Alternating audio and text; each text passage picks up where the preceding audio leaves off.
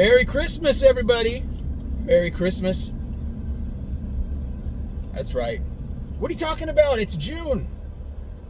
Yeah, but it's June. It's Las Vegas. It's June 25th. Why is it Merry Christmas? Put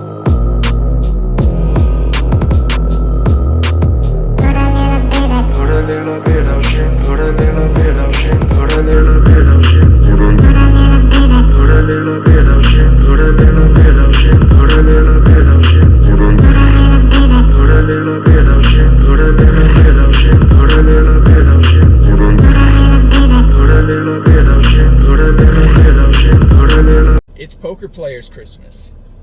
It's Poker Players Christmas. June, July. That's right, World Series of Poker. We're going down to play. We're going to play in an event. We're going to play in a World Series of Poker event.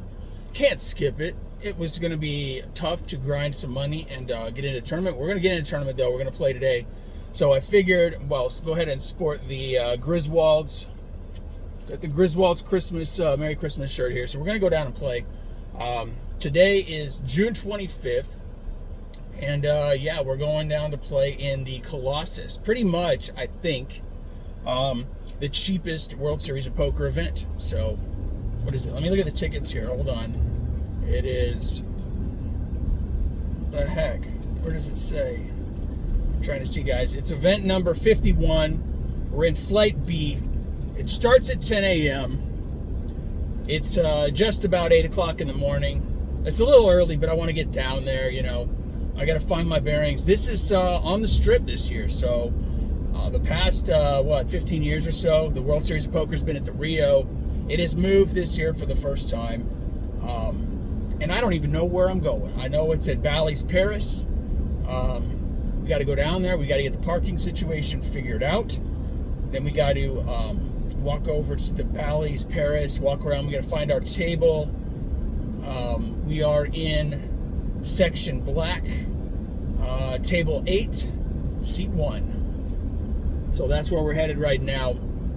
It's no limit hold'em. Like I was saying, it's the cheapest event that I know of. It's the Colossus. It's a $400 buy-in. It's a pretty good structure. We've got 40,000 in starting chips. We've got 40-minute levels. And yeah, $400 buy-in, like I said. So that gives us a pretty good amount of play. 40-minute levels is pretty good. 40,000 is a lot. I have the structure sheet, so let's take a look at the structure sheet here. We'll see you got the each level structure. Blinds go up every 40 minutes. For those of you who aren't familiar with poker, tournament poker. Tournament poker is different than cash in that the amount of money you got to throw into the pot before getting your cards when it's your turn. It rotates around is called your blinds. And you're forced to put those in, and they gradually increase those every 40 minutes throughout the tournament, and that way it pushes the action. It forces you to make moves within a certain amount of time. You can't just sit there and fold all day, because the blinds, as they increase, will gradually eat your chip stack away. So it gets you involved into pots. It forces you to play. You can't play too tight. And anyway, that's what the blinds are. That's what the structure is. So the later you get into the tournament, those blinds get bigger, and they eat a bigger portion of your chip stack away. So, you know, of course, that motivates you to build your chip stack throughout the tournament. Get a big stack. You can play tighter if you want, or you can use that big stack to beat up on the other players, be more aggressive, and steal pots, even when you don't have good cards. So, strategy for today. First of all, I got pretty much a good 7 hours of sleep last night. Look at Charleston. Don't you love it? I mean, Charleston is like the secret wormhole to the Strip in the morning. People don't know this. Like 8 a.m. to 8:30 a.m., we're hitting nothing but green lights. Nothing but solid green lights. I mean, look, here's the evidence right here. We're not stopping. We're hitting green lights. Charleston, there's no traffic in the morning. This street is usually super congested. Coming the other direction in the afternoon, forget about it. Don't even think about it. Jump on the 95 or the 215. And I spoke too soon. We hit a yellow. I'm gonna be a good boy and stop here. I could have rolled that, but we're gonna stop. That's like the first red I've hit. So anyway, Charleston is the secret down to the Strip in the morning. If it's between 8 and 8:30 in the morning. I don't know how it is the rest of the day, but usually you can time these lights and get all of them. just about all of them to the strip. So what was I saying? Yeah, got a good night's sleep. Scrambled eggs and coffee for breakfast. And that's it. We got the snacks. We got we got all of our all the tools of the trade here. We got the cooler full of drinks. It's going to be in the car with the freezy packs. We'll have cold drinks if we need to run to the car. You know, they give you breaks every certain amount of levels. You get a dinner break later on in the evening if you're lucky enough to make that. So we got granola bars packed. We've got a backpack so we can bring a little bit of that stuff with us. We'll bring the snacks and probably 2 drinks. I got a mini cooler inside the backpack so we can even keep 1 or 2 drinks cool with us. And man, I got to figure out the bathroom situation. See, everything at the Rio, I knew where everything was. I had my little secret routes. I could quickly get out of the breaks, avoid the big mosh pit of the crowd because everybody goes on break at the same time. It's like a mosh pit trying to get to the restrooms. And then there's a line. You got to stand in line. So you waste your whole break. You can't chill out and relax. You got to sit there at the bathroom if you've been eating and drinking the food. So anyway, we don't know any of that. We don't have any strategy yet. So that's another reason I'm getting down here a little bit early today, is to scout out the area and see if we can find a secret bathroom or something that we can run to that's a little farther, that's not going to be as massively congested as the ones right around the tournament area. So anyway, we'll see how that goes. What about strategy? So